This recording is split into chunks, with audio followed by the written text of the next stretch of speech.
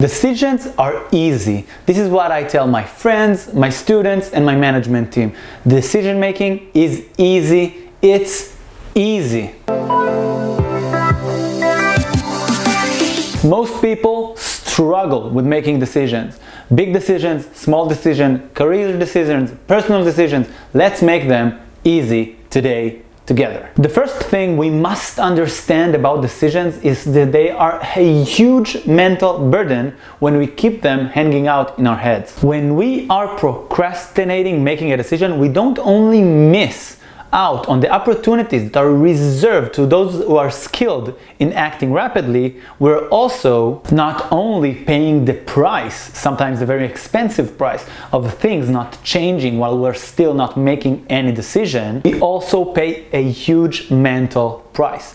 Our mind is focused, consciously or unconsciously, on this decision, and therefore it can't be opened, it can't be available for answering even more important, often very, very important questions we need answered. Research has shown that people who are skilled in making quick decisions are actually more creative and also tend to find more simple and more effective solutions to problems and challenges they are facing. The second thing we must understand is that most of the difficulty in decision making actually comes from a fantasy. It comes from a way of thinking that has no grounding in real life. But first, I want to tell you why I always say that 99% of the decisions are very, very easy. And no, I'm not only talking about the fact or the decision you must make about what are you going to eat for dinner or lunch. Decisions are made of possibilities. If you have no possibilities, you have no decision to make. When you're faced with a decision, you are facing options. If you have no options, then you have no decision to make. And generally speaking, when you're facing multiple options, there are only two possibilities. The first possibility is that there is one option that is way better than any other option. If it's a difficult decision, maybe you'll call it a less terrible option, but it's still an option that is way better than any other option. In those cases, obviously, it's an easy decision. You simply take or pick the way better option. Easy. Most people, however, tend to have difficulty with the second kind of possibility.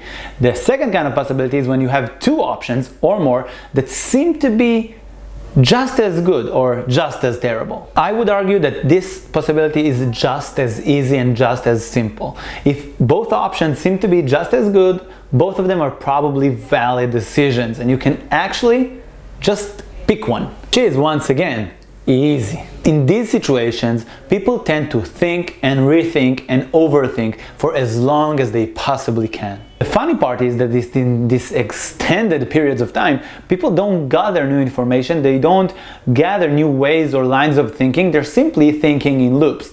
One day they think option number one is better, the other day something happens or something bumps into them, and then they think option B is better. They simply juggle the options. They don't really think or learn anything new. The loop continues and goes on and on and on and on until someone pressures them hard enough or they suffer enough to make a decision. And then it's usually just the same decision they would make in the first place. The first lie crappy decisions are telling themselves in order to make sure they're staying crappy decision makers is that every single little decision is actually final. People can have an hard time to decide what they're going to have for lunch in a restaurant, what kind of dish to order. While actually, most of the time they'll pick or enjoy either one.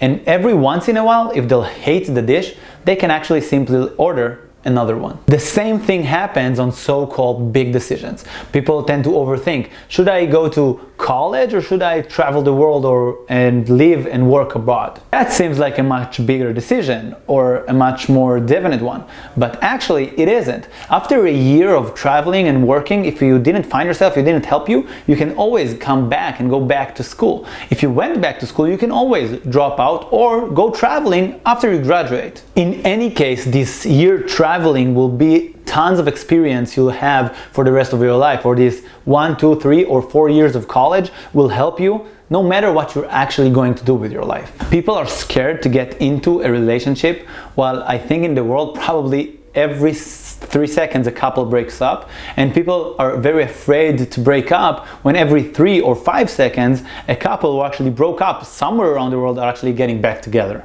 And I'm not saying that changing your mind every other minute is actually a good skill or a good habit.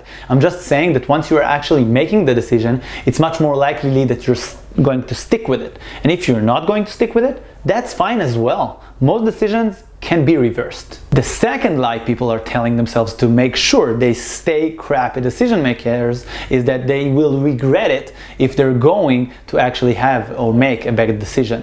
While actually regret has nothing to do with the quality of your decisions. It's more of a tendency than actually something that has to do with what you actually did. Some people manipulate themselves into the thinking of, my life would have been so much better if I only did that differently. That's a malicious thought, because none of us can actually tell what would have happened if we even changed the most minor decision of our life. Of course, it's okay, and sometimes it can even be fun to fantasize about how wonderful life would be if I did anything else. But this is what it is. It's a fantasy. And if you enjoy it, it's fine. If you suffer from it, that's a different story. For example, almost 10 years ago, when I just started my seminars and my blog, I used to send a weekly newsletter, just like the one I'm sending now, just that it wasn't in English. By the way, if you want to join the newsletter to get cool articles, videos, and guides for free, of course, the link is in the description below. So every once in a while, someone would ask me to send a newsletter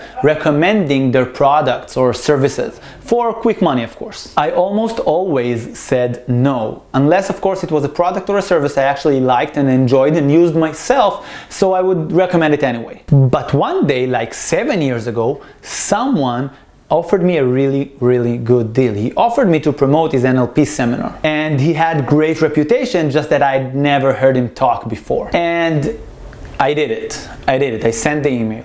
And a few hours later, after I sent the email and his seminar was sold out with many people who came because of my recommendation, I started feeling just a little bit of regret. So I bought a ticket and actually went there myself. And the seminar was actually amazing. However, in the following month, less people actually joined my own seminar because they already attended one. So I thought it was a nice thing to do, but it was a crappy business decision. It was only 2 years later when this specific person actually invited me, because he remembered what I did for him, to a course, which in turn has transformed my business into an 8-figure revenue business. So was it a crappy business decision or wasn't it? Should I do it again or shouldn't I? So of course I am, and I believe you should try your best, and I try my best to learn from every single mistake, to try to understand what are the right things to do and what are the wrong things to do.